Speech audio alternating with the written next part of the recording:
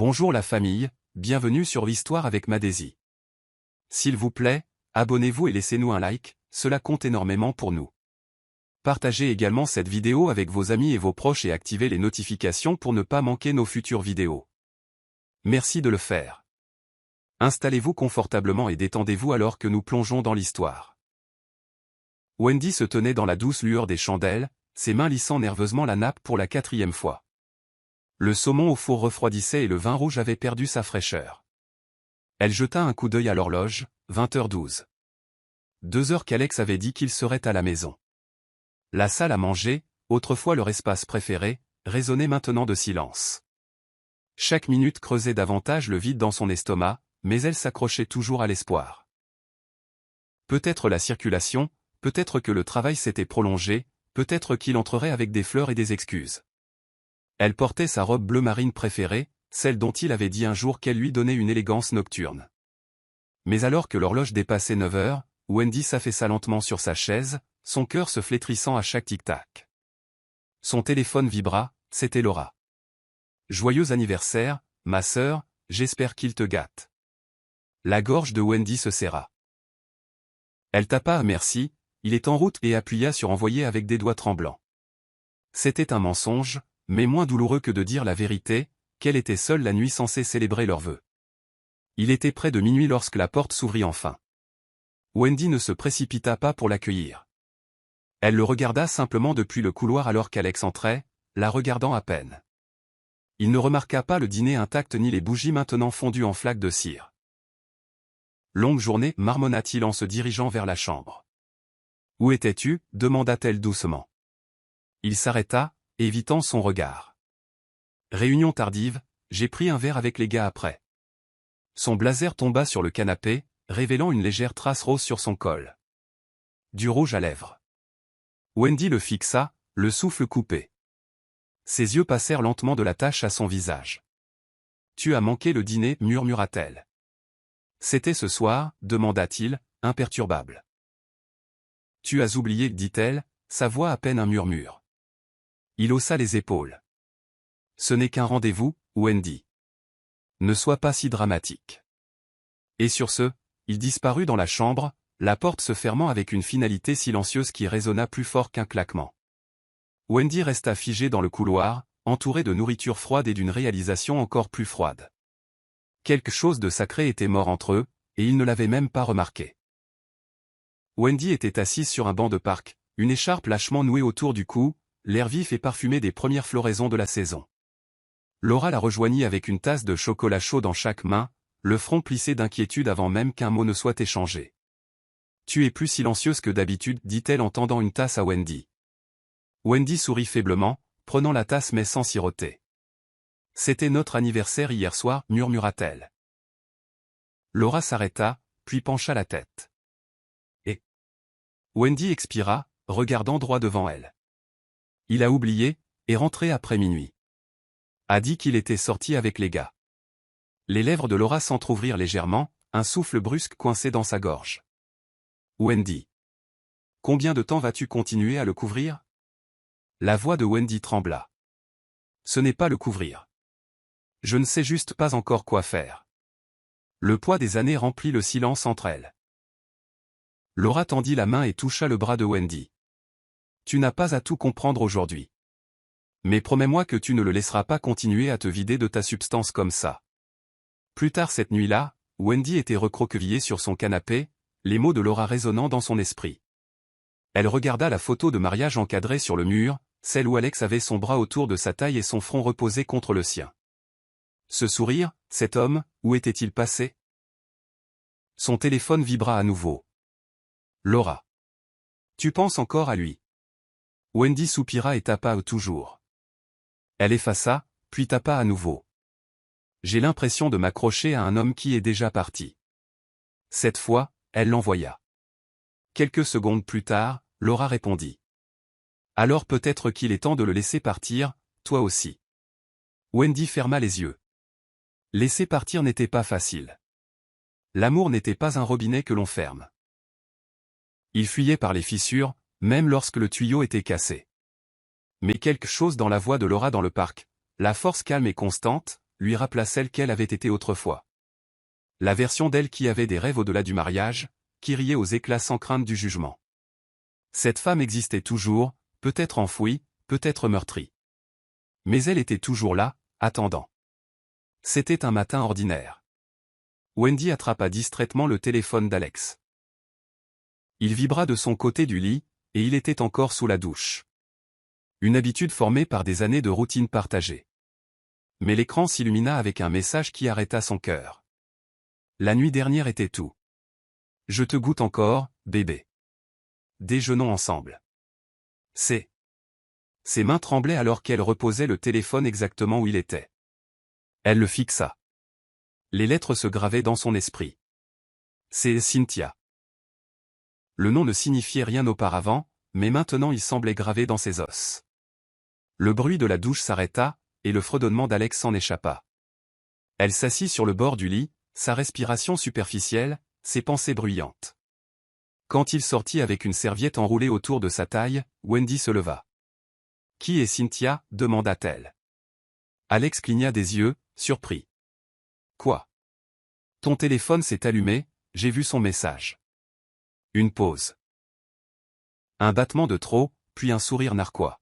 « Cynthia ? C'est une collègue. Elle plaisante beaucoup. Ce ne sont que des plaisanteries. » Les plaisanteries ne ressemblent pas à ça, dit Wendy doucement, ses yeux refusant de cligner. Alex haussa les épaules. Wendy, voyons. Ne lis pas entre les lignes. Tu sais que j'ai été stressé au travail. Je ne peux pas avoir des conversations inoffensives sans être interrogé. Tu appelles ça inoffensif, demanda-t-elle, les bras croisés. Écoute, je n'ai pas triché. Si tu veux croire que chaque texto aléatoire signifie quelque chose, peut-être que c'est toi qui as des problèmes. Et juste comme ça, les murs de la réalité basculèrent. L'homme en qui elle avait autrefois confiance se tenait maintenant devant elle avec des mots comme des lames, détournant la vérité avec indifférence. Wendy ne parla plus. Elle hocha simplement la tête, se dirigea vers la cuisine et resta près de l'évier pendant plusieurs minutes. La douleur dans sa poitrine ne venait pas de la trahison. Elle venait de la façon dont il ne se souciait pas que cela la blesse. Pas même une lueur de remords dans ses yeux. C'est ce qui la brisa. Pas le message. Pas Cynthia. Mais la façon dont Alex l'avait regardée en face et avait choisi le déni plutôt que la décence. Le silence de la nuit n'était pas nouveau, mais ce soir-là, il semblait plus fort que d'habitude. Wendy était assise à sa coiffeuse, se brossant les cheveux par habitude, bien que ses yeux fussent vitreux et vides. La chambre principale, autrefois un sanctuaire, semblait stérile maintenant. Elle se tourna vers le lit, où le côté d'Alex était resté intact pendant 3 nuits d'affilée. Il s'était installé dans la chambre d'amis, invoquant des appels professionnels, des rapports tardifs et le besoin de son propre espace. Wendy n'avait pas discuté. Elle ne lui avait même pas demandé de revenir. Mais chaque fois qu'elle passait devant la porte fermée de la chambre d'amis, cela ébréchait son cœur. Il fut un temps où il l'aurait attirée dans son lit, lui aurait murmuré des bêtises dans le noir, lui aurait tenu la main jusqu'à ce que le sommeil les emporte tous les deux. Maintenant, elle s'endormait avec l'odeur de la lavande et de la solitude. Sa main cherchait instinctivement son côté certaines nuits, pour ne trouver que le vide. Les draps ne portaient même plus son odeur. Une nuit, incapable de dormir, elle descendit le couloir sur la pointe des pieds et s'arrêta devant la porte de la chambre d'amis. Elle pouvait entendre de faibles rires. Alex était au téléphone. La voix de la femme répondit doucement à travers le haut-parleur. « Tu me manques déjà » dit la femme, suivie d'un petit rire d'Alex. Le souffle de Wendy se coupa. Elle ne frappa pas. Elle ne pleura pas. Elle fit demi-tour et retourna dans sa chambre comme un fantôme dans sa propre maison. Se glissant sous les draps froids, elle serra fort son oreiller, celui qu'il lui avait offert pour leur 2e anniversaire. Une larme coula sur sa joue, chaude contre sa peau. « Où es-tu allé » murmura-t-elle dans l'obscurité. Mais personne ne répondit. Aucun bras ne l'atteignit.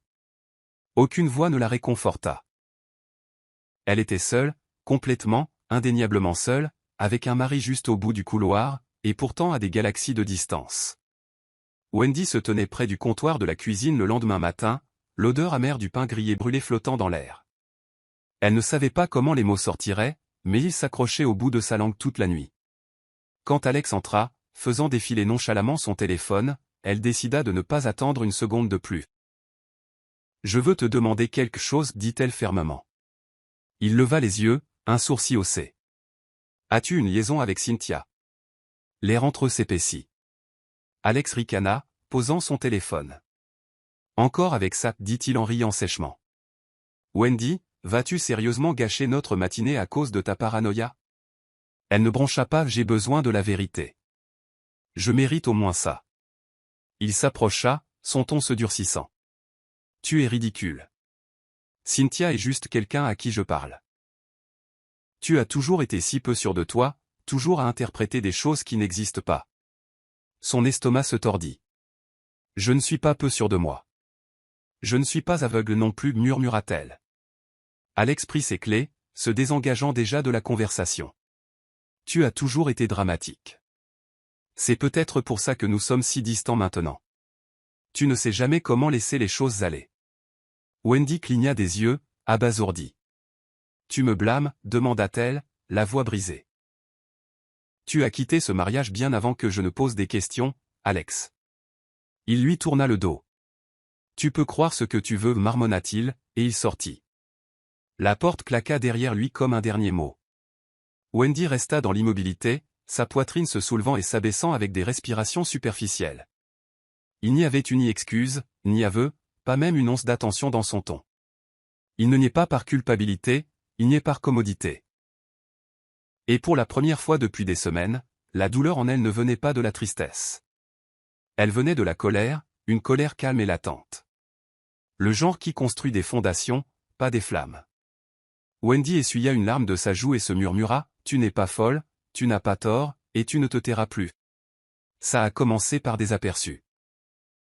Wendy l'a vue pour la première fois près du parking de l'immeuble, grande, mince, impeccablement vêtue d'un blazer crème et de talons aiguilles rouges. La femme s'était arrêtée près de la voiture d'Alex, riant au téléphone. Quelque chose dans la courbe de son sourire était troublant.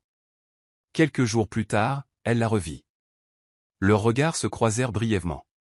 Le regard de Cynthia était vif, curieux, s'attardant trop longtemps pour être innocent. La poitrine de Wendy se serra. Ce n'était pas une coïncidence. Elle essaya de rationaliser. Peut-être travaillait-elle dans le même immeuble. Peut-être rendait-elle visite à quelqu'un. Mais chaque fois que Wendy la voyait, Cynthia était juste assez proche pour être remarquée, mais assez distante pour éviter la confrontation. Un après-midi, alors que Wendy partait tôt, elle vit Cynthia monter dans la voiture d'Alex garée dans la rue. Wendy se figea de l'autre côté de la route, inaperçue. Cynthia se pencha et lui embrassa la joue avant de se glisser sur le siège passager. Son rire résonna alors qu'ils partaient ensemble. Cette nuit-là, Wendy regarda son reflet, observant le tremblement de ses mains alors qu'elle se démaquillait. 1000 questions bourdonnaient dans son esprit, mais la plus grande hurlait plus fort. Pourquoi a-t-elle l'air si confiante ? Ce n'était plus seulement une question d'adultère. C'était une question d'audace, de culot. Cynthia marchait comme quelqu'un qui avait déjà revendiqué ce qui ne lui appartenait pas. Wendy s'affaissa sur sa chaise de coiffeuse, l'air dans la pièce devenant soudain trop lourd. Son téléphone vibra. C'était Alex qui textait qu'il travaillerait encore tard. Aucune mention de l'endroit où il était. Aucun soupçon de culpabilité. Juste un évitement routinier. Wendy ne répondit pas. Au lieu de cela, elle ouvrit sa galerie et fit défiler de vieilles photos. Vacances à la plage, selfies d'anniversaire, son sourire endormi les dimanches matins. Sa gorge se serra. L'homme sur ses photos lui semblait maintenant un étranger. Ou peut-être était-elle l'étrangère, une outsider dans sa propre vie, son propre mariage. Alors que son regard se posait sur une photo de leur jour de mariage, le sourire narquois de Cynthia lui revint en mémoire. La femme ne volait pas seulement son mari. Elle volait sa place et souriait en le faisant. Wendy n'avait jamais été du genre méfiant, mais cette nuit-là, quelque chose la poussa à le suivre. Elle se dit que ce n'était pas pour espionner. C'était pour confirmer ce que son cœur savait déjà. Elle attendit qu'Alex parte, prétendant se rendre au bureau pour une réunion tardive. Quelques minutes plus tard, elle attrapa ses clés, se glissa dans sa voiture et resta suffisamment en retrait pour ne pas être remarquée. Ses doigts agrippaient le volant alors qu'il tournait dans un restaurant chic et discret, un endroit où il n'était pas allé depuis leur 3e anniversaire. Elle se gara de l'autre côté de la rue, son cœur battant comme un tambour. À travers les larges baies vitrées, elle aperçut Alex à une table pour deux. Il n'était pas seul. Cynthia était assise en face de lui, vêtue d'un chemisier en soie rouge, sirotant du vin comme si c'était la chose la plus naturelle au monde. Il riait, insouciant, intime, bien trop à l'aise. Et puis c'est arrivé. Il tendit la main par-dessus la table et écarta une mèche de cheveux derrière son oreille avant de se pencher et de l'embrasser doucement. Le monde de Wendy bascula. Son souffle se coupa et une vague de nausée la submergea. C'était une chose de suspecter. C'en était une autre de voir. Elle ne pleura pas. Pas encore. Elle regarda simplement. Chaque détail se grava dans sa mémoire. La façon dont Alex souriait à Cynthia, la façon dont il ne lui avait pas souri depuis des mois, la tendresse dans son contact, la facilité de leur moment. Et pendant tout ce temps, Wendy était assise de l'autre côté de la rue, invisible, un fantôme. Quand Alex se retira enfin et rit à quelque chose que Cynthia dit, Wendy sut que ce n'était pas une aventure. C'était quelque chose de plus. Elle recula lentement de la place de parking et s'éloigna, les larmes brouillant sa vision alors que la réalisation s'installait. Il l'avait déjà remplacée, pas seulement dans le lit, mais dans son cœur, dans son temps, dans son monde. Et le pire, c'est qu'il n'avait même jamais regardé en arrière. Le lendemain matin, Wendy ouvrit un carnet neuf relié en cuir et fixa la première page blanche pendant plusieurs longues minutes. Son stylo plana, réticent au début, mais finit par toucher le papier en tremblant. Ceci n'est pas pour lui. Ceci est pour moi. Les mots coulaient lentement, inégalement, comme si on ouvrait une blessure. Elle documenta la nuit précédente, ce qu'elle avait vu, ce qu'elle avait ressenti, la façon dont son estomac s'était tordu quand Alex avait embrassé Cynthia en public, sans honte. Chaque détail comptait maintenant. Elle ne survivait plus seulement au chagrin d'amour, elle l'enregistrait. Pas pour se venger, mais pour plus de clarté. L'écriture était son seul espace qui ne lui mentait pas. Chaque ligne était une confession, un horodatage de la vérité. Elle nota les dates où il rentrait tard, les phrases qu'il utilisait pour détourner le blâme, même la minute exacte où elle sentit qu'il quittait émotionnellement leur mariage. Il y avait du pouvoir dans l'encre, une réappropriation silencieuse du contrôle dans un monde où sa voix avait été réduite au silence. Plus tard dans la soirée, Laura vint avec du vin et des pâtisseries moelleuses. Elle se blottit à côté de Wendy sur le canapé et demanda doucement « Ça va ?» Wendy offrit un petit sourire, tendant le journal. « J'ai commencé à écrire, ça m'aide à respirer. » Laura feuilleta quelques pages et expira. « Ça, c'est ton histoire, Win.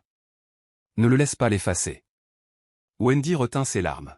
« J'ai peur d'avoir cherché des excuses pendant trop longtemps. » Laura lui prit la main. « Même si c'est le cas, tu ne le fais plus. C'est ce qui compte. » Elles restèrent assises en silence, partageant une force tranquille. Wendy regarda sa maison, autrefois remplie d'amour, maintenant réduite à des tolérances prudentes et à des routines froides. Cette nuit-là, allongée dans son lit, elle ne pleura pas. Au lieu de cela, elle ouvrit à nouveau le journal et écrivit en lettres grasses « Il m'a appris à endurer, mais je m'apprendrai à partir. » Wendy se tenait dans le hall d'une tour de bureaux élégante, les paumes moites de nervosité. Elle n'avait pas dit à Alex où elle allait. Elle n'avait pas besoin d'une autre confrontation. Elle dit à Laura, ce n'est qu'une consultation, rien de sérieux. Pourtant, son cœur battait contre ses côtes comme si elle était sur le point de commettre un crime. La réceptionniste la conduisit à un bureau privé où Jordan, un avocat calme, bien habillé avec un sourire aimable, l'accueillit. « Vous devez être Wendy. Veuillez vous asseoir. » Elle s'installa dans le fauteuil en cuir en face de lui. « Je ne suis pas ici pour déposer quoi que ce soit. J'ai juste des questions, commença-t-elle. « C'est tout à fait normal, répondit Jordan. Parlons-en. » Elle expliqua ce qu'elle avait vu, ce qu'elle soupçonnait et ce qu'elle craignait. Jordan écouta patiemment, prenant occasionnellement des notes, mais sans jamais l'interrompre. « Je ne veux pas le démolir, dit-elle finalement. Je ne veux juste plus me noyer là-dedans. » Jordan se pencha doucement en avant. « Alors construisons-vous un canot de sauvetage. » Il exposa les options, les procédures de divorce, la séparation des biens, la protection conjugale, mais l'esprit de Wendy était toujours obsédé par l'idée qu'elle était même ici.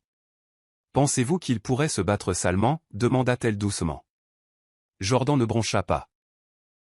S'il est déjà émotionnellement détaché et investi ailleurs, oui, cela a tendance à arriver. Elle hocha lentement la tête.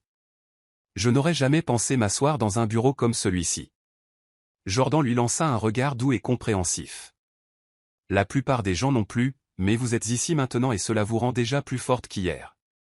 Wendy repartit avec un dossier rempli de guides juridiques et plus de questions que de réponses, mais pour la première fois. Plus pour faire tomber Wayne et Gina.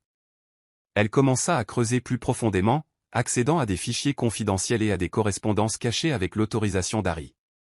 Elle était méticuleuse, ne négligeant aucune piste, son esprit travaillant sans relâche pour démêler la conspiration qui avait détruit sa famille.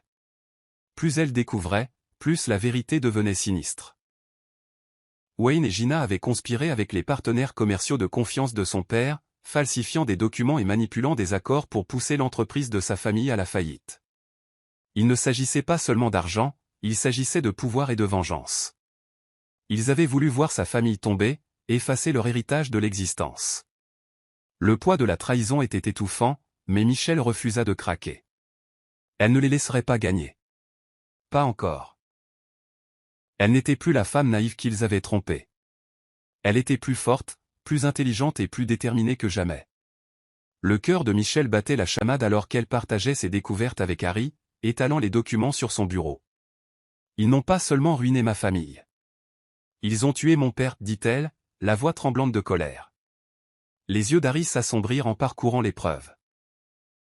Ils l'ont poussé à la mort, sachant qu'il ne survivrait pas à l'humiliation. La mâchoire d'Harry se serra, ses poings frappant la table. Ce sont des monstres, et ils paieront pour ça. Michelle leva les yeux, son regard dur comme l'acier.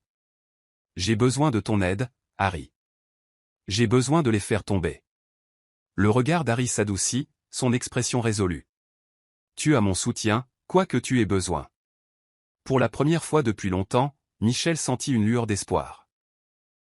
Elle n'était pas seule dans ce combat. Elle avait un allié tout aussi déterminé à voir la justice rendue. Alors qu'ils élaboraient des stratégies tard dans la nuit, un lien se forma entre eux, un lien forgé par la douleur et la détermination. Mais Michelle savait qu'elle ne pouvait pas baisser la garde. Pas encore. Wayne et Gina étaient dangereux, et ils feraient n'importe quoi pour protéger leur empire. Mais elle était prête pour eux. Elle exposerait leurs sombres machinations et réclamerait l'honneur de sa famille, quel qu'en soit le coût. Le plan de Michelle commença à prendre forme alors qu'elle orchestrait méticuleusement sa vengeance. Elle savait qu'elle ne pouvait pas affronter Wayne et Gina de front. Ils étaient trop puissants, trop bien protégés. Au lieu de cela, elle décida de les démanteler pièce par pièce, de l'intérieur. Utilisant sa position dans l'entreprise d'Harry, elle commença à influencer subtilement les marchés, sapant les affaires de Wayne et redirigeant les contrats lucratifs vers sa nouvelle entreprise. Elle était stratégique, jouant sur le long terme, s'assurant que chaque mouvement était calculé et précis. Son but n'était pas seulement de vaincre Wayne. C'était de le détruire, de lui faire ressentir l'impuissance qu'elle avait autrefois endurée. Il est temps qu'ils apprennent ce que ça fait de tout perdre, dit-elle à Harry, sa voix froide et inflexible. Harry la regarda, un mélange d'admiration et d'inquiétude dans les yeux. Sois prudente, Michelle. La vengeance est une arme à double tranchant. Mais la résolution de Michelle était inébranlable. Ils ne m'ont pas seulement pris ma richesse. Ils m'ont pris ma dignité, ma famille. Je ne me reposerai pas tant qu'ils n'auront pas payé. Le premier coup vint lorsque Michelle exposa l'une des transactions frauduleuses de Wayne aux médias. Son scandale ébranla son empire, faisant chuter ses actions. Wayne se démena pour contenir les dégâts, mais Michelle avait toujours une longueur d'avance, orchestrant une frénésie médiatique qui le maintenait sur la défensive. Elle regardait depuis l'ombre, son cœur battant de satisfaction en voyant la panique dans ses yeux lors d'une conférence de presse télévisée.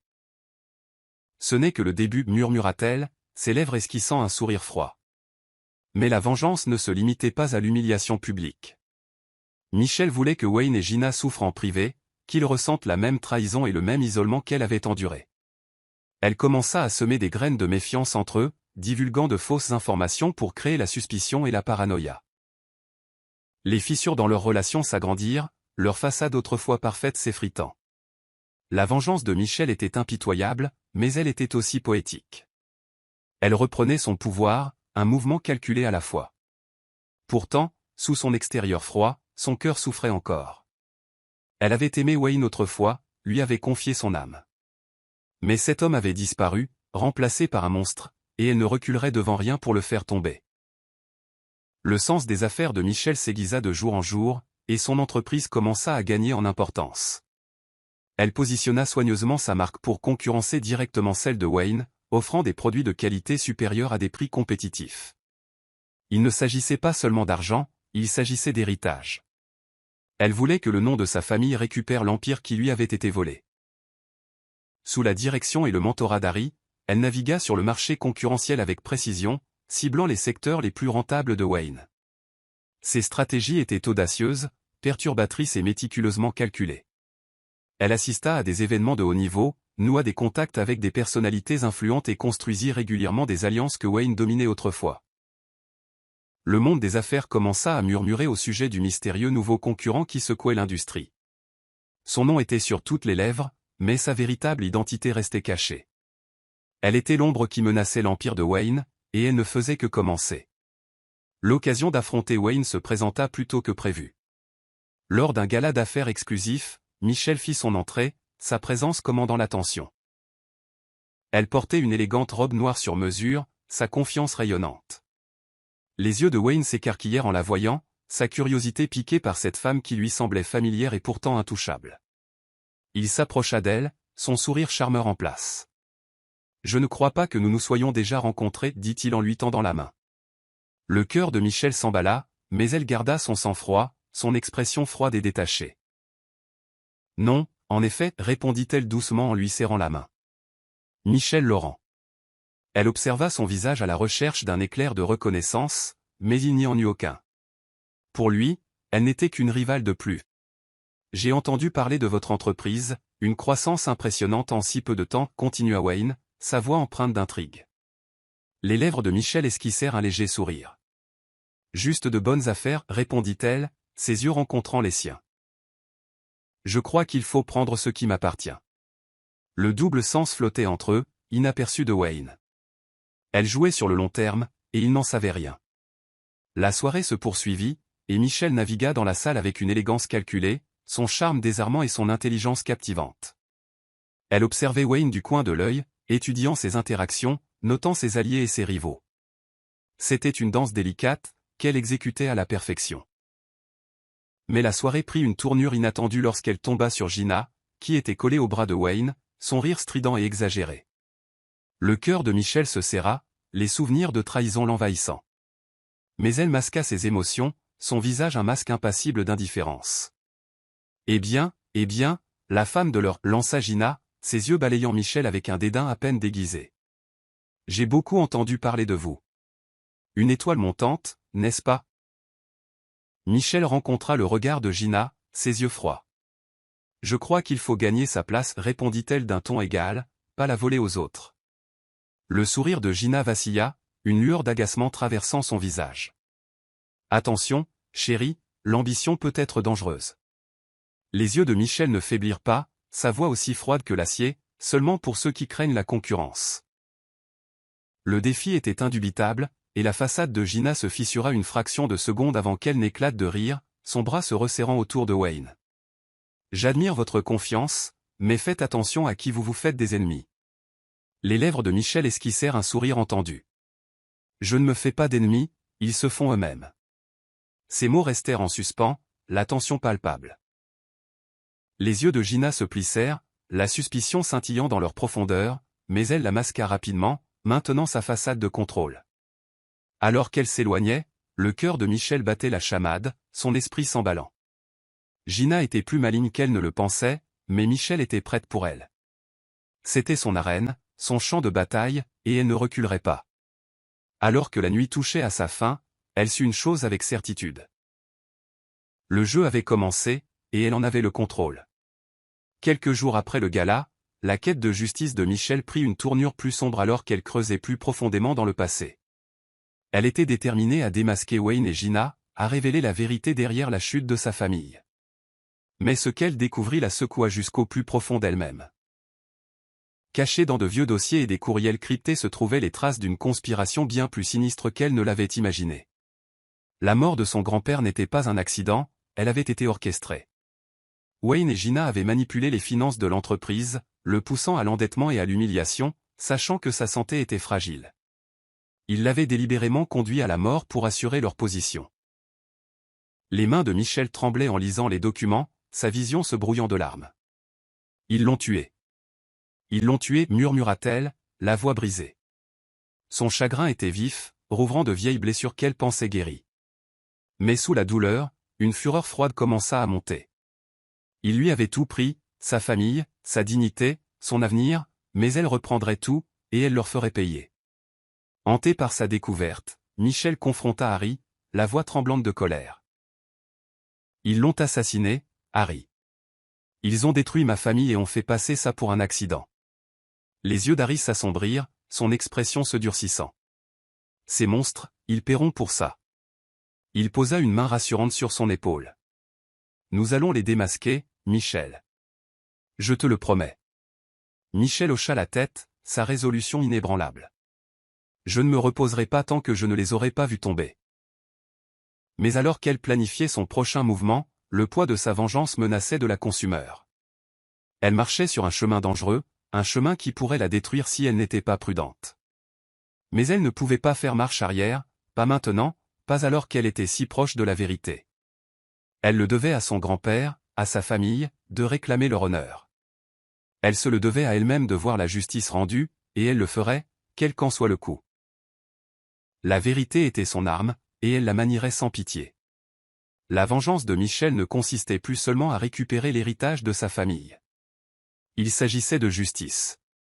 Forte de ses nouvelles connaissances, elle infiltra stratégiquement le cercle d'affaires de Wayne, se faisant passer pour une investisseuse ambitieuse désireuse de collaborer. Son charme calculé et son intelligence gagnèrent rapidement sa confiance, et il l'accueillit dans son réseau sans se rendre compte de qui elle était vraiment. Elle assista à toutes les réunions, apprenant ses stratégies commerciales et identifiant ses faiblesses. C'était un jeu de tromperie délicat, qu'elle jouait avec une précision magistrale. Elle reflétait sa confiance, égalait son esprit et devint une alliée indispensable, tout en planifiant sa chute. Wayne était captivé par son charisme, inconscient de la tempête qui couvait sous son calme extérieur. « Vous êtes une sacrée stratège, Michelle, remarqua-t-il un soir, les yeux brillants d'admiration. Les lèvres de Michelle esquissèrent un sourire entendu.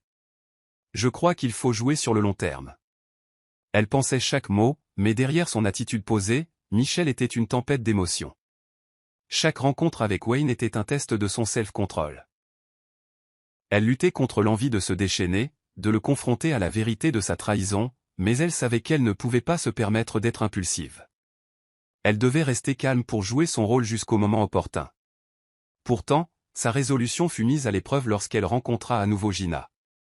L'arrogance suffisante de Gina était un rappel constant de la douleur qu'elle avait infligée, et Michelle luttait pour maîtriser ses émotions. « Vous vous êtes vraiment fait un nom, ricana Gina lors d'un déjeuner d'affaires. Une étoile montante, n'est-ce pas ?» Les yeux de Michelle restèrent froids. « Je préfère gagner mon succès, pas le voler. » Le défi était délibéré, et le sourire de Gina vacilla une fraction de seconde avant qu'elle ne se reprenne, ses yeux se plissant de suspicion. Michelle soutint son regard, refusant de reculer. C'était son champ de bataille, et elle était en train de gagner. Elle était sur le point de démanteler tout ce qu'ils avaient construit sur des mensonges et des trahisons, et elle n'arrêterait pas tant qu'ils ne se retrouveraient avec rien. L'infiltration stratégique de Michelle commença à porter ses fruits alors que l'empire de Wayne montrait des signes d'effritement. Elle exploita ses faiblesses, sabotant subtilement ses transactions commerciales et redirigeant ses clients clés vers sa propre entreprise. C'était une danse délicate de tromperie, qui nécessitait une planification méticuleuse et une exécution sans faille. Elle resta à ses côtés, apparaissant comme son alliée la plus fidèle tout en orchestrant sa chute en coulisses. Les pertes financières commencèrent à s'accumuler, et l'empire autrefois redoutable de Wayne commença à vaciller. « Je ne comprends pas, marmonna Wayne lors d'une réunion, la frustration évidente dans sa voix. Nous perdons des clients à tour de bras. Ça n'a pas de sens. Michelle feignit l'inquiétude, sa voix sympathique. Peut-être que c'est juste le marché qui évolue. Nous allons trouver une solution. Mais intérieurement, elle exultait. Son plan fonctionnait. Elle démantelait systématiquement tout ce qu'il avait construit, tout comme il l'avait fait pour elle. Alors que les affaires de Wayne périclitaient, sa vie personnelle commença à s'effilocher. Les fissures dans sa relation avec Gina s'agrandirent, s'élargissant de jour en jour. Michel avait semé les graines de la méfiance, fournissant à Gina de fausses informations qui la faisaient douter de la loyauté de Wayne. La tension entre eux était palpable, et leurs disputes devinrent de plus en plus volatiles. Un soir, Michel les entendit se disputer dans le bureau de Wayne. « Je sais que tu caches quelque chose » accusa Gina, la voix empreinte de colère. « Tu as été distant, secret. Tu vois quelqu'un d'autre » La frustration de Wayne explosa. « Tu es paranoïaque, Gina. Arrête d'être si peu sûr de toi. » Michel écoutait, le cœur froid et inflexible. Ils se retournaient l'un contre l'autre, leur alliance autrefois puissante s'effritant sous le poids de leurs propres mensonges et de leur cupidité. C'était une justice poétique, et Michel savourait chaque instant. Mais elle savait que ce n'était que le début. Le changement de pouvoir avait commencé, et elle était déterminée à aller jusqu'au bout. Il perdait tout, tout comme il lui avait fait tout perdre. Mais sa vengeance n'était pas complète, pas encore. Il y avait encore plus à prendre, plus de douleur à infliger. Et elle savourait chaque instant de leur chute. L'empire de Wayne continuait de s'effondrer, sa confiance autrefois inébranlable cédant la place au désespoir. Alors que ses pertes commerciales s'accumulaient, sa réputation subit un coup sévère et ses alliés commencèrent à l'abandonner. Les rumeurs de sa faillite imminente se répandirent comme une traînée de poudre, alimentée par les fuites stratégiques de Michel dans les médias. Elle regardait depuis l'ombre son monde s'effondrer, son pouvoir et son influence lui glissant entre les doigts. Wayne devint l'ombre de lui-même, son arrogance remplacée par la panique et la peur. « Ça ne peut pas arriver » se marmonna-t-il, arpentant son bureau en détresse. « J'ai construit cet empire, il ne peut pas s'effondrer. Pas comme ça. » Mais il s'effondrait, pièce par pièce, tout comme il avait détruit l'héritage familial de Michel. La vengeance de Michel se déroulait exactement comme elle l'avait prévu, et elle ressentait une froide satisfaction en le regardant souffrir. Pourtant, elle savait qu'elle ne pouvait pas se permettre de se relâcher, sa mission était loin d'être terminée. Mais alors que la vie de Wayne s'effilochait, Michel se trouva confronté à des émotions inattendues. Elle avait rêvé de ce moment, imaginé la satisfaction de le voir souffrir. Pourtant, en le regardant s'effondrer, elle ressentit une pointe de chagrin, une lueur d'empathie à laquelle elle ne s'attendait pas. Elle se souvint de l'homme qu'elle avait autrefois aimé, l'homme qui l'avait tenu dans ses bras et lui avait promis l'éternité. Cet homme avait disparu, remplacé par le monstre qui l'avait trahi. Mais les souvenirs persistaient, la hantant même alors qu'elle poursuivait sa vengeance. Elle se confia à Harry, la voix lourde d'émotions contradictoires. « Je le déteste pour ce qu'il a fait, mais je ne peux m'empêcher de me souvenir de qui il était, de qui je pensais qu'il était. » Les yeux d'Harry s'adoucirent, sa voix douce. « Tu l'as aimé autrefois, ça ne disparaît pas comme ça. Mais ne laisse pas ça t'empêcher d'obtenir la justice que tu mérites. » Michel détourna le regard, la mâchoire crispée. « Je ne le ferai pas, il a ruiné ma vie, il a détruit ma famille. Je ne peux pas pardonner ça. » Harry hocha la tête, son expression résolue. « Alors continue à te battre, mais ne te perds pas en chemin. » Michel savait qu'il avait raison. Elle marchait sur un chemin dangereux, alimenté par la douleur et la colère. Mais elle ne pouvait pas s'arrêter. Pas tant qu'elle n'aurait pas repris tout ce qui lui avait été volé. Pas tant que Wayne et Gina ne se retrouveraient avec rien. Le moment que Michel attendait arriva enfin. Elle organisa une rencontre privée avec Gina, choisissant un café isolé à l'abri des regards indiscrets. Gina arriva, l'air suffisant et confiant, croyant toujours qu'elle était intouchable. Michel garda son sang-froid, son visage un masque impassible, mais sous son calme extérieur, la fureur couvait. Elle regarda Gina avec un détachement froid, se souvenant de chaque mensonge, de chaque trahison. « Pourquoi vouliez-vous me rencontrer » demanda Gina, la voix dégoulinante de condescendance. Michel se pencha en arrière, ses yeux vifs et impitoyables. « Je voulais voir la femme qui a orchestré la destruction de ma famille, la femme qui m'a prise pour une imbécile. » Les yeux de Gina vacillèrent de surprise avant qu'elle ne se reprenne, un sourire narquois se dessinant sur ses lèvres. « Je ne sais pas de quoi vous parlez. » Les lèvres de Michel esquissèrent un sourire moque. « Oh, vous allez comprendre. Je sais tout, Gina, et je vais vous faire payer. » Pour la première fois, le masque d'arrogance de Gina glissa, révélant une lueur de peur, mais elle se reprit rapidement, ses yeux se plissant de défi. Vous n'avez aucune preuve, claqua-t-elle. Vous n'êtes qu'une femme amère qui s'accroche au passé. Le rire de Michel fut froid et sans humour. Vous pensez vraiment que je suis venu ici sans préparation? J'ai tous les documents, tous les courriels, toutes les transactions qui vous lient à la ruine de ma famille. Je sais que vous et Wayne avez conspiré pour ruiner mon père, pour le pousser à la mort. Je sais que vous vouliez ma vie, mon héritage, mais vous avez échoué. Le visage de Gina pâlit, son assurance s'effritant alors que le poids des mots de Michel s'imposait. Vous mentez, balbutia-t-elle, la voix tremblante. Les yeux de Michel brillèrent d'une satisfaction impitoyable. Est-ce vrai? Alors pourquoi avez-vous si peur? Elle se leva, sa posture puissante et imposante. Ce n'est que le début, Gina. Je vais vous détruire, vous et Wayne, tout comme vous avez détruit ma famille, et j'apprécierai chaque seconde. Sans un mot de plus, Michel s'éloigna, laissant Gina secouée et terrifiée. Le jeu avait changé. C'était maintenant au tour de Michel de jouer. Michel exécuta son plan avec précision, exposant les crimes de Gina et Wayne au public. Elle fournit les preuves à des journalistes de confiance, s'assurant que l'histoire soit impossible à étouffer.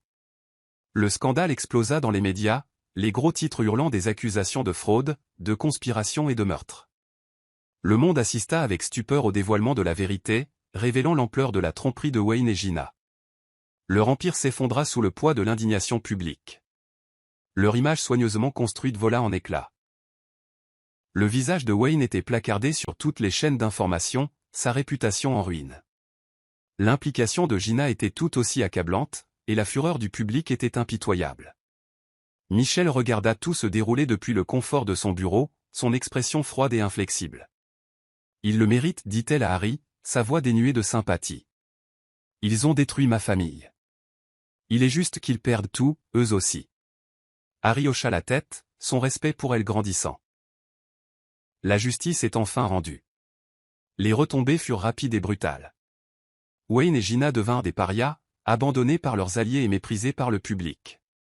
Leurs partenaires commerciaux rompirent les liens, et leur richesse s'évapora alors que les poursuites judiciaires s'accumulaient.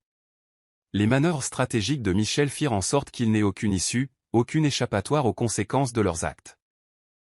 Mais l'exposition publique ne ruina pas seulement leur vie professionnelle, elle les détruisit personnellement. Leurs secrets furent mis à nu, leurs mensonges exposés aux yeux de tous. La façade de pouvoir de Wayne s'effrita, et son arrogance fut remplacée par le désespoir. Il tenta de nier les allégations, de se présenter comme la victime, mais les preuves étaient indéniables. Tout cela n'est que mensonge, cria-t-il lors d'une conférence de presse, la voix brisée par la panique. Je n'ai rien fait de mal, mais la foule hua, sa colère palpable. Michel regarda la diffusion, le cœur calme. Elle avait gagné, elle avait repris son pouvoir.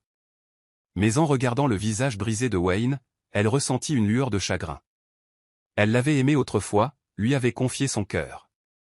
Mais cet homme avait disparu, remplacé par le monstre qui l'avait trahi. Et maintenant, il en payait le prix. La justice avait été rendue, et Michel était prête à aller de l'avant. Avec la réputation de Wayne et Gina détruite, Michel passa à la dernière étape de son plan, une prise de contrôle hostile de l'entreprise de Wayne.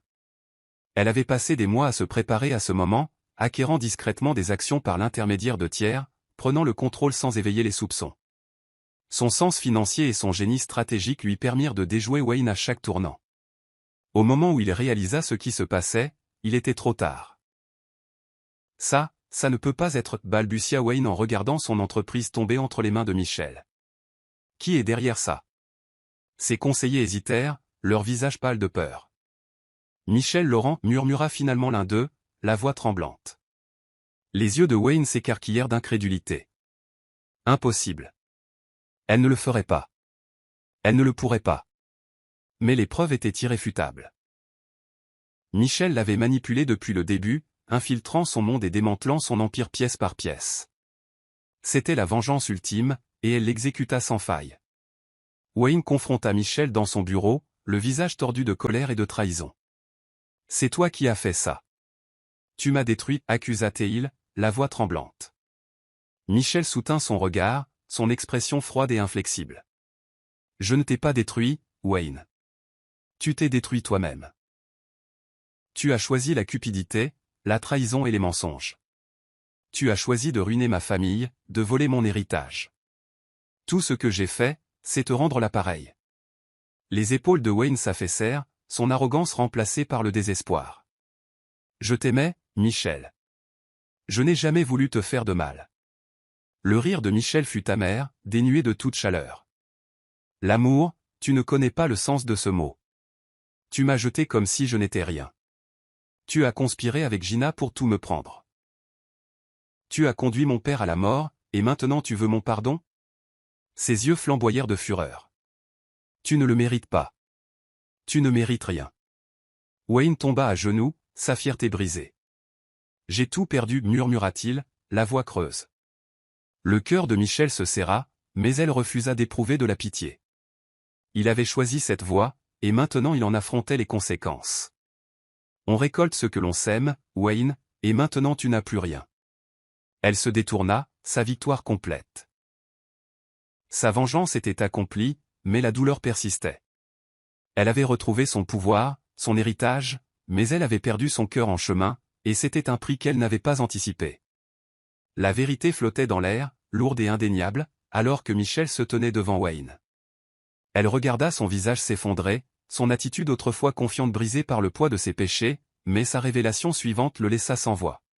« Tu ne m'as pas seulement trahi, dit Michel, sa voix froide et mesurée. Tu as trahi nos enfants. » Les yeux de Wayne s'écarquillèrent sous le choc. « Des enfants, répéta-t-il, la voix tremblante. Le regard de Michel était inflexible. « Oui, des jumeaux, Ethan et Emily. Ils sont à toi, Wayne. Tu les as abandonnés au moment où tu m'as abandonné. » Ses jambes flageolèrent et il s'affaissa sur une chaise, le visage pâle.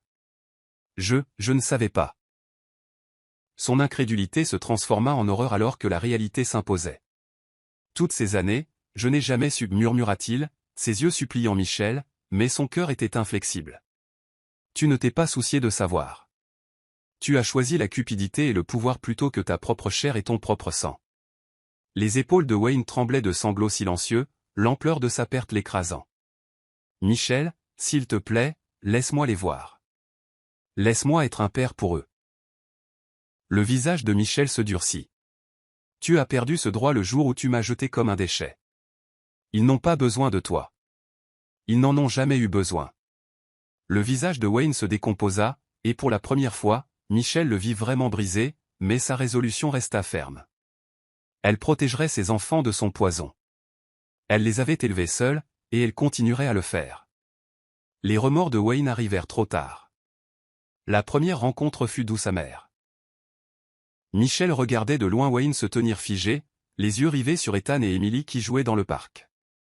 Ils riaient, leur joie pure et sans retenue, complètement inconscients de l'homme qui les regardait avec un mélange d'admiration et de chagrin. « Ils sont magnifiques, » s'étrangla Wayne, la voix étranglée par l'émotion. « Ils ont tes yeux. » L'expression de Michel resta froide. « Ils ont aussi ma force, la force que tu as essayé de me prendre. » Le regard de Wayne ne quittait pas ses enfants, ses mains tremblant. « Je n'ai jamais voulu. Je ne savais pas. » Michel le coupa. « Tu ne voulais pas savoir. » La voix de Wayne se brisa. « S'il te plaît, Michel, donne-moi une chance. Laisse-moi faire partie de leur vie. Laisse-moi réparer mes erreurs. » La mâchoire de Michel se serra, son cœur déchiré. « Tu crois que tu peux revenir comme si de rien n'était et jouer au papa après tout ce que tu as fait? » Sa voix tremblait de colère.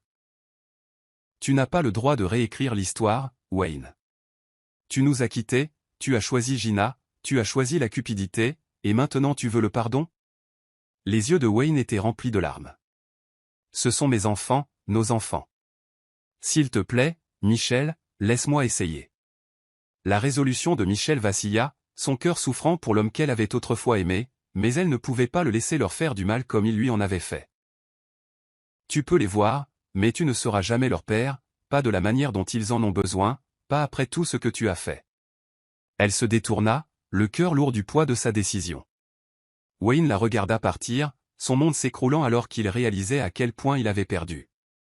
Michel se tenait à la fenêtre, regardant Ethan et Emily jouer dans le jardin, leur rire résonnant dans la maison. Ils étaient sa lumière, sa raison de se battre, et elle les avait protégés farouchement. Mais maintenant, l'homme qui avait autrefois brisé sa vie demandait une place dans la leur. Son cœur était partagé, déchiré entre sa haine pour Wayne et le droit de ses enfants de connaître leur père. « Suis-je cruel ?» demanda-t-elle à Lucia, la voix lourde de doute. Le regard de Lucia était compatissant. « Tu les protèges, mais ils méritent de connaître la vérité, Michel. » La voix de Michel vacilla. « Je le déteste pour ce qu'il a fait. Mais c'est leur père, et je vois la douleur dans ses yeux, le regret. » Lucia posa une main réconfortante sur son épaule. « Tu es plus forte que lui. Tu es plus forte que la douleur qu'il a causée. Si tu décides de le laisser entrer, fais-le selon tes conditions. » Les yeux de Michel s'emplirent de larmes en regardant ses enfants. « Je ne veux pas qu'il soit blessé. Je ne veux pas qu'il traverse la douleur que j'ai traversée. » La voix de Lucia était douce. « Tu as construit un monde d'amour pour eux. Ils sont en sécurité grâce à toi. Quelle que soit ta décision, ils iront bien parce qu'ils t'ont. » Le cœur de Michel se serra en réalisant la vérité. Elle ne pouvait pas changer le passé, mais elle pouvait façonner l'avenir. Et quelle que soit la décision qu'elle prendrait, ce serait par amour, non par vengeance, non par haine, juste par amour. La première visite de Wayne fut tendue, sa présence maladroite et incertaine. Il se tenait sur le pas de la porte, les yeux rivés sur Ethan et Emily, qui le fixaient avec une curiosité innocente. Le cœur de Michel se serra en le regardant lutter pour trouver sa voix. « Salut, je suis Wayne, balbutia-t-il, la voix craquant. Les jumeaux le regardèrent d'un air interrogateur avant de retourner à leur jeu, leur rire résonnant dans la pièce. Les épaules de Wayne s'affaissèrent, la douleur évidente sur son visage. « Ils ne me connaissent pas, murmura-t-il, la voix lourde de regret. L'expression de Michel resta réservée. « C'est de ta faute, pas de la leur. » Déterminé à se racheter, Wayne commença à rendre visite régulièrement, gagnant lentement la confiance des jumeaux. Il était patient, ne s'imposant jamais dans leur vie, mais toujours présent, toujours solidaire. Il les regardait grandir, apprenant leurs bizarreries, leurs jeux préférés, leurs rêves. Il riait avec eux, écoutait leurs histoires et chérissait chaque instant qui lui était donné. « Tu es doué pour ça, » admit Michel un après-midi, en le regardant jouer avec Ethan. Wayne la regarda, les yeux remplis de chagrin. « J'essaie juste d'être le père qu'il mérite, celui que j'aurais dû être. » Le cœur de Michel s'adoucit, mais elle resta prudente. « Tu ne peux pas changer le passé, Wayne, mais peut-être que tu peux être meilleur maintenant. » Ce n'était pas le pardon, mais c'était un début. Michel se trouvait au carrefour de son cœur, tiraillé entre le pardon et la vengeance. Elle avait vu Wayne se transformer d'un homme brisé en un père dévoué, ses remords sincères, son amour pour Ethan et Emily indéniable. Mais la douleur de sa trahison la hantait encore, les souvenirs de son abandon une blessure qui refusait de guérir. « Tu luttes, » observa Harry, sa voix douce. Michel le regarda, les yeux remplis de conflit. « Je ne sais pas comment lui pardonner, mais je ne sais pas non plus comment le haïr davantage. » Harry soupira, son expression compatissante. « Peut-être qu'il ne s'agit pas de pardon, peut-être qu'il s'agit de lâcher prise. » Le regard de Michel se tourna vers ses enfants, leur rire résonnant dans le jardin alors qu'il jouait avec Wayne. Son cœur se serra, la colère qu'elle ressentait autrefois remplacée par la tristesse. « Je voulais le détruire, » admit-elle, la voix tremblante. « Je voulais qu'il ressente ma douleur, mais maintenant je veux juste en être libéré. » Les yeux d'Harry s'adoucirent. « Tu mérites la paix, Michel. Ne laisse pas ton passé te retenir prisonnière. » Michel regarda Wayne, son amour pour leurs enfants indubitable. Pouvait-elle abandonner sa colère? Pouvait-elle s'autoriser à guérir? « Je ne sais pas si je peux lui pardonner, » murmura-t-elle, la voix brisée, « mais peut-être que je peux essayer. » Ce n'était pas une promesse, mais c'était un commencement, et pour la première fois, Michel sentit le poids sur son cœur commencer à s'alléger. La confession d'Harry prit Michel par surprise. « Je t'aime, Michel, » admit-il, la voix ferme mais vulnérable. « Je t'aime depuis le moment où tu es entré dans mon bureau, brisé mais inflexible. Tu m'as montré une force dont je ne soupçonnais pas l'existence. » Le cœur de Michel s'emballa, ses émotions tourbillonnant dans la confusion. Harry avait été son roc, son mentor, son ami. Il l'avait soutenu à travers toutes les tempêtes, sans jamais faillir dans son soutien, mais l'amour, elle ne l'avait pas vu venir. Harry, je ne sais pas quoi dire, murmura-t-elle, ses yeux cherchant son visage. Je ne sais pas si je suis prête. Le regard d'Harry était tendre, son sourire doux amer. Je ne demande rien, j'avais juste besoin que tu saches ce que je ressens. Quoi que tu décides, je serai là. Je ne te pousserai pas. Les yeux de Michel s'emplirent de larmes, son cœur endolori de gratitude et de culpabilité. Tu m'as tant donné, Harry. Je ne veux pas te faire de mal. La voix d'Harry était douce, tu ne le feras pas. T'aimer a été le plus grand cadeau de ma vie. Quoi qu'il arrive, je n'ai aucun regret. Le cœur de Michel se brisa, ses émotions enchevêtrées dans un écheveau d'amour, de peur et de confusion. Pouvait-elle ouvrir à nouveau son cœur? Pouvait-elle risquer d'aimer quelqu'un après tout ce qu'elle avait perdu? Alors qu'Harry s'éloignait, lui laissant de l'espace pour réfléchir, Michel réalisa la vérité. Elle avait peur, non pas de l'amour, mais de le perdre à nouveau. Mais peut-être, juste peut-être, Harry valait le risque, et peut-être était-elle prête à le découvrir. Le désespoir de Gina grandit alors qu'elle regardait son empire s'effondrer, son influence s'évaporant comme de la fumée. Acculée et vengeresse, elle fit une dernière tentative pour détruire Michel, orchestrant un scandale destiné à ruiner sa réputation et à démanteler son succès nouvellement acquis. De fausses preuves, de fausses accusations et des récits manipulés inondèrent les médias, dépeignant Michel comme une fraudeuse. Mais Michel était prête.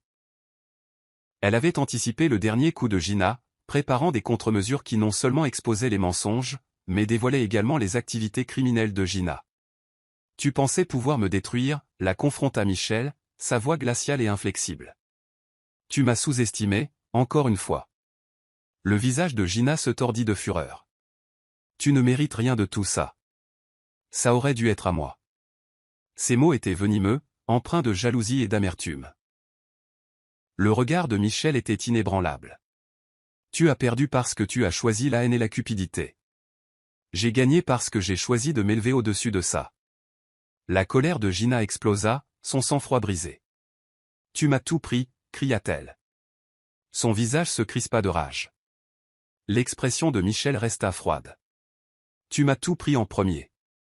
Ma famille, mon héritage, ma dignité. Tu as orchestré la mort de mon père. Tu as détruit ma vie. Ce n'est pas de la vengeance, Gina. C'est la justice. L'assurance de Gina s'effrita, ses épaules s'affaissant sous le poids de ses péchés. Je l'ai fait parce que je t'enviais, confessa-t-elle, la voix brisée. Tu avais tout, la richesse, l'amour, le bonheur. Je le voulais. Je voulais être toi.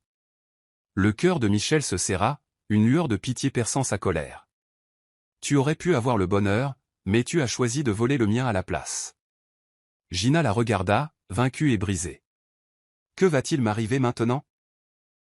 La voix de Michel était calme mais résolue. Tu vas affronter les conséquences de tes actes. Tu vas payer pour tes crimes. Alors que Gina était emmenée menottée, Michel sentit une vague de soulagement l'envahir. C'était fini, la bataille était gagnée. Mais les cicatrices restaient et la guérison était un voyage qu'elle commençait à peine à affronter. La victoire était douce amère. Michel avait récupéré l'héritage de sa famille, restauré son honneur et vaincu ceux qui avaient tenté de la détruire. Mais alors qu'elle se tenait au milieu de son empire retrouvé, elle ressentit un vide douloureux à l'intérieur. Elle s'était tant battue pour la justice, pour la vengeance, qu'elle avait failli se perdre en chemin. Cela en valait-il la peine, se demanda-t-elle, sa voix résonnant dans la salle de conférence vide. Elle pensa à l'effondrement de Wayne, à l'envie de Gina et à la douleur qui avait alimenté son parcours. Ils étaient prisonniers de leur choix, consumés par la cupidité et la haine. Elle refusait de devenir comme eux. Elle ne laisserait pas la vengeance la définir. Il était temps de lâcher prise, de se libérer des chaînes du passé. Il était temps de vivre à nouveau, non pas comme une victime ou une guerrière, mais comme une survivante qui choisissait d'aller de l'avant. Sa décision n'était pas facile, mais elle était nécessaire. Michel rencontra Wayne une dernière fois, le cœur partagé mais résolu. J'abandonne ma colère, lui dit-elle, la voix ferme. Je choisis de vivre ma vie sans le fardeau de la haine. Les yeux de Wayne s'emplirent de larmes, son remords palpable. Je ne mérite pas ton pardon. L'expression de Michel s'adoucit. Il ne s'agit pas de toi, il s'agit de moi. Il s'agit de me libérer de la douleur que tu as causée. Les épaules de Wayne s'affaissèrent, sa voix tremblante. Je suis désolé pour tout. Je t'ai perdu, nos enfants, mon âme. J'ai tout perdu à cause de ma cupidité. Michel le regarda, ses yeux n'étant plus remplis de colère mais d'acceptation. Tu dois vivre avec tes choix. Mais je refuse de laisser tes erreurs me dé. Et à mesure de l'interview, Wendy ne parla pas d'amertume, mais de renaissance. La guérison n'est pas glamour, dit-elle. C'est désordonné, solitaire, et parfois humiliant. Mais c'est aussi le voyage le plus honnête que vous ferez jamais. Elle partagea quelques entrées de son journal, lut à haute voix une citation qu'elle avait écrite le jour où l'annulation avait été accordée. Je ne veux pas de vengeance. Je veux la restauration, et je ne la dois qu'à moi-même. Les téléspectateurs envoyèrent des messages d'admiration et de solidarité. Le clip devint viral en quelques heures. La marche de Wendy vers la liberté, alors que des femmes de tous horizons trouvaient des bribes d'elles-mêmes dans sa voix. Après la fin du segment, Laura et Jordan l'accueillirent en coulisses avec des sourires fiers. Tu n'as pas seulement parlé, dit Laura. Tu as soulevé des gens. Wendy sourit, les yeux brillants. J'ai seulement dit ce que j'aurais aimé que quelqu'un me dise quand j'en avais le plus besoin. Et alors qu'il sortait du studio sous le soleil couchant, Wendy ressentit un nouveau genre de joie, une joie qui n'avait pas besoin d'une personne pour la contenir, seulement de la paix pour la maintenir. Wendy s'appuya contre la balustrade du balcon de la maison de Laura, une douce brise soulevant ses boucles alors que le soir tombait sur la ville. Des rires provenaient de l'intérieur où Laura et Jordan mettaient la table pour un dîner tranquille. C'était devenu une tradition maintenant. Chaque vendredi, sans prétention, juste de la nourriture, de l'amitié et un nouveau rythme de vie. Tu es bien silencieuse ici, dit Laura en la rejoignant avec un verre de thé d'hibiscus glacé. Wendy sourit. Je suis juste en train de digérer. Tout semble calme, dans le bon sens du terme. Laura lui donna un coup de coude à l'épaule. Tu as mérité ton calme. À l'intérieur, Jordan versait du vin dans 3 verres, fredonnant une douce mélodie jouée par le haut-parleur. Il leva les yeux alors qu'elles entraient. Timing parfait. J'ai fait mon fameux riz au coco, dit-il fièrement. Wendy haussa un sourcil. Fameux, hein? Jordan sourit.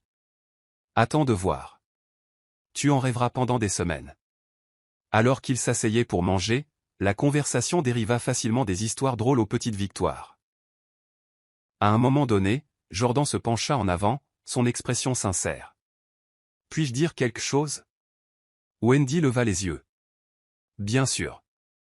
Il hésita, puis dit, tu as changé, mais pas dans le sens où les gens l'entendent habituellement. Tu n'es pas devenu quelqu'un d'autre. Tu es juste revenu à toi-même. Wendy cligna des yeux, sa gorge se serrant. Cela signifie plus que tu ne le penses. Laura leva son verre aux femmes qui survivent et qui ensuite s'épanouissent. Ils trinquèrent, le rire suivant le toast comme une musique. Plus tard cette nuit-là, alors qu'ils rangeaient ensemble, Jordan attrapa Wendy seule près de l'évier. Tu sais, si jamais tu veux de l'aide pour repartir à zéro, d'un point de vue légal ou personnel, je serais honoré de me tenir à tes côtés. Elle sourit chaleureusement, ni troublée, ni effrayée. Je ne me précipite dans rien, mais c'est agréable d'être vu. Il hocha la tête. Alors j'attendrai dans la lumière. Cette soirée ne se termina pas par un drame ou des déclarations, juste la promesse tranquille de nouveaux commencements qui s'épanouissaient doucement. Le soleil du matin peignait l'horizon d'or alors que Wendy se tenait sur le porche de sa nouvelle maison, nichée juste à l'extérieur de la ville. Elle n'était pas grande, mais elle était à elle. La clé tourna dans sa main avec un clic satisfaisant. À l'intérieur, des cartons non déballés bordaient le couloir et une odeur de peinture fraîche flottait encore dans l'air. Mais le silence ici semblait différent, plus lourd ni creux. Il était paisible, sacré. Elle marcha pieds nus sur le plancher en bois, s'arrêtant à la fenêtre où la lumière filtrait comme de l'espoir. Elle posa son journal sur le rebord de la fenêtre et l'ouvrit à la dernière page. D'un trait lent et délibéré, elle écrivit. Je me suis pardonné d'être resté trop longtemps. Je me suis remercié d'être parti à temps. Et maintenant, je me donne la permission de recommencer. Plus tard dans la journée, Wendy se promena dans le parc voisin, le vent doux contre son visage. Des enfants jouaient, des couples passaient, et tout autour d'elle pulsait de vie. Une petite fille passa en courant devant elle, rigolant, lui rappelant que la joie pouvait exister librement, même après la ruine. Alors qu'elle s'asseyait sur un banc sous un arbre en fleurs, elle leva les yeux vers le ciel, puis vers ses mains. Pas d'alliance, pas de marque, juste elle. Entière. Inachevée, mais suffisante. Son téléphone vibra. C'était un message de Jordan. Je prends juste des nouvelles. Pas de précipitation, juste de la présence. Elle sourit et répondit, merci. J'apprends à me reposer là-dedans. Puis elle se pencha en arrière, les yeux fermés, le cœur ouvert. Plus la femme qui avait été quittée. Plus la femme qui était restée. Mais la femme qui s'était relevée, avait réécrit son histoire et appris à aimer sa propre compagnie. Un chapitre s'était clos, mais l'histoire de celle qu'elle devenait ne faisait que commencer. Voici le verset biblique, Ésaïe 61 verset 3, pour leur accorder une couronne de beauté au lieu de cendre, l'huile de joie au lieu du deuil, et un vêtement de louange au lieu d'un esprit abattu. Ils seront appelés chaînes de justice, une plantation du Seigneur pour manifester sa splendeur. Pertinence, l'histoire de Wendy est un témoignage de la restauration divine, s'élevant des cendres de la trahison avec grâce et force. Sa brisure n'était pas la fin, mais le début de quelque chose de bien plus beau. En silence, Dieu réécrivait son nom, non pas comme une victime, mais comme une victorieuse vêtue de dignité. Morale de l'histoire. Ne laissez jamais la trahison de quelqu'un définir votre identité. La guérison commence au moment où vous cessez de demander « Pourquoi ont-ils fait ça ?» et commencez à demander « Qu'est-ce que je mérite maintenant ?» Votre silence ne signifie pas la défaite. Il peut être le rugissement de force le plus puissant lorsque votre dignité entre avant que vous ne disiez un mot. Vous ne devez à personne votre destruction pour prouver que vous étiez loyal. Choisissez la paix, choisissez l'estime de soi, et quand le moment sera venu, choisissez de recommencer. C'est la fin de l'histoire. Qu'avez-vous appris de cette histoire? Laissez vos réflexions dans la section des commentaires. Laissez un like et n'oubliez pas de vous abonner et d'activer les notifications pour être averti lorsque nous publierons nos prochaines vidéos. Partagez également cette vidéo avec quelqu'un qui pourrait être intéressé. Merci beaucoup d'avoir regardé.